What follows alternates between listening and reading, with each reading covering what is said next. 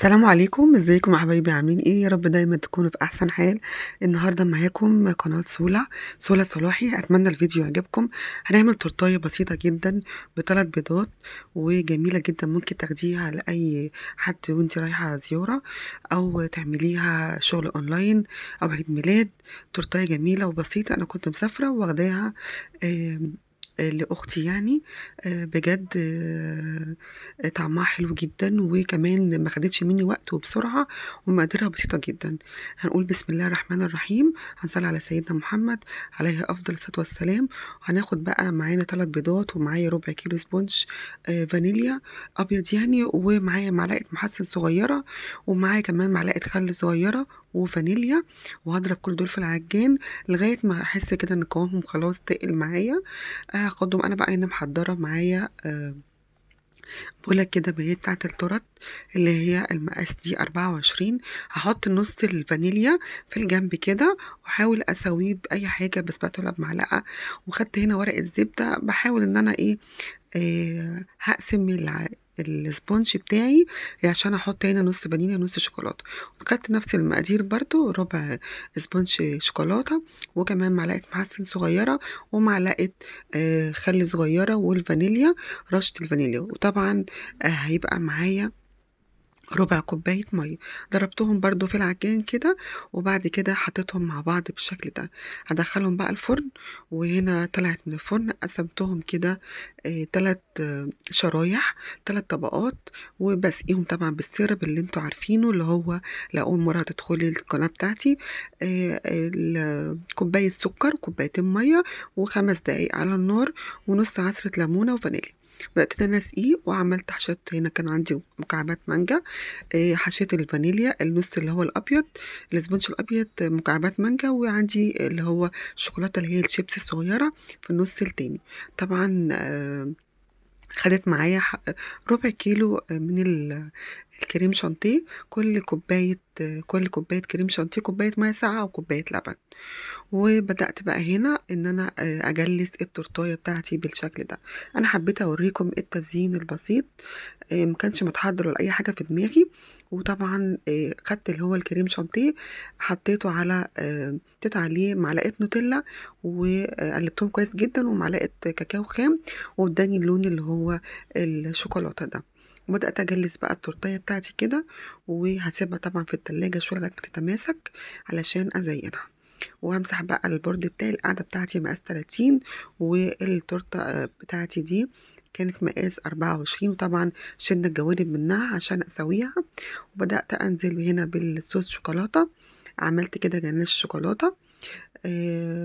وبدأت ان انا انزل بقى نص كده شوكولاتة، وهعمل النص التاني اللي هو النوتيلا.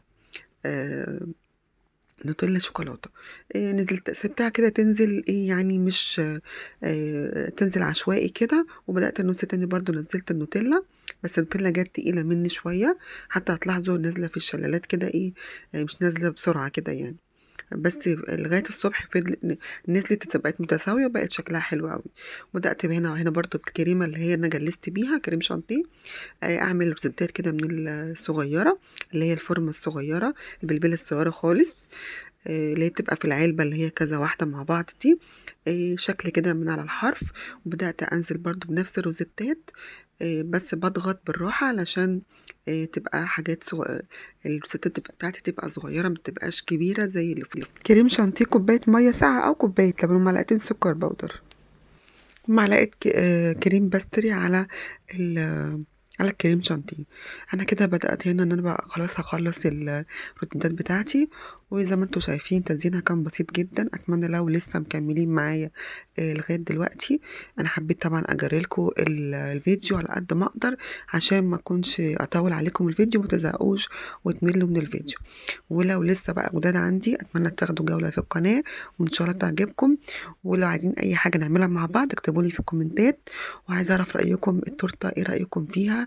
تورتة بجد مقادير بسيطة جدا، وكمان هتكفي كذا فرد. في المولد اللي هو بتاع الشوكولاته. بصوا انا كنت بصوا هنا بقى طبعا وانا في كنت التورتايه بجيب بوظت الدنيا الشوكولاته فحاول بقى ان اللي هي انا المكعبات عشان احطها بقى يعني وازينها يعني خلاص اعدل افنشها. الدنيا كده ايديا جت يعني في لازم الواحد الروسيتات يخلي بهدلت باله الدنيا. بجد. حاولت ان انا بتتضايقي جدا برضو خلاص بقى بعد ما خلصتي احاول حاجه ان كده انا تيجي اظبطها، تروح مبهدله وهجيب الدنيا. بقى الصوابع اللي هنا كده هي خلصت بقى البسكوت. الروستات بتاعتي كده هجيب بقى عندي هنا هحطها كده في الشوكولاته الجوانب زي ما هحطها هتشوفوا كده دلوقتي بشكل معايا. كده الشوكولاته دي يعني كنت عاملاها تزيين في بسيط المولد كده الشوكولاته قبل في كده كل معاكم. ناحيه كده كان تورتايه بس الشوكولاته ما البيضه احتجتهاش، وكان كمان شلتها في عندي الفريزر وقت ما اللي هي احتاجها تزين اي العاديه تورتايه. الصوابع اللي هي الفروتسي دي زينت كده الشوكولاته بالشوكولاته اللي هي البيضه والشوكولاته شيبسي دي الدارك، الصوابع ونزلت صوابع بالشوكولاته البسكوت صوابع الشوكولاته شكل وصوابع كده الفانيليا. يديني اخدت اي اللي حاجه هي كده قصدي الفراوله، تطلع في الاخر خدت تلاقيها الشوكولاته حلوه ونزلت برضو معاكي حطيتهم كده على تزيين مبقاش نص هنا يعني محضره في دماغي ولا كام واحده حاجه. كده على وبدات هنا النوتيلا عندي وعلى كرات من الشوكولاته، الشوكولاته وهنزل كمان الشيبس بحبات الكبيره كبيره، كان عندي حطيتها حبات كده في كريسبي النص كبيره